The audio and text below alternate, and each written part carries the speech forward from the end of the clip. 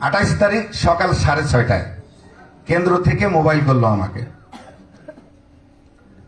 Mobile করে বলল যে খান সাহেব আপনাকে তো কোরবানি দেওয়া হলো।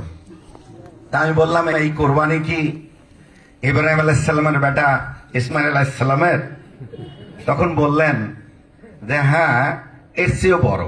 তা আমি বললাম যে এর ব্যাখ্যাটা বললে ভালো হইতো। তা আমি তখন বললেন যে আসলে ইব্রাহিম আলাইহিস সালাম আল্লাহর সন্তুষ্টির জন্য ইসমাইল আলাইহিস সালামকে কোরবানি করছে একমাত্র আল্লাহর সন্তুষ্টির জন্য। এজন্য মানুষ কোরবানি হয় নাই, হয়েছে দুম্বা। আর আপনার কোরবানি বলতে পীরগাছা কাউনিয়ার লাখ লাখ নারী পুরুষের কোরবানি, এই জন্য এই কোরবানিটা বড় কোরবানি। তা আমি বললাম আলহামদুলিল্লাহ। তো আপনারা আলহামদুলিল্লাহ বলবেন না?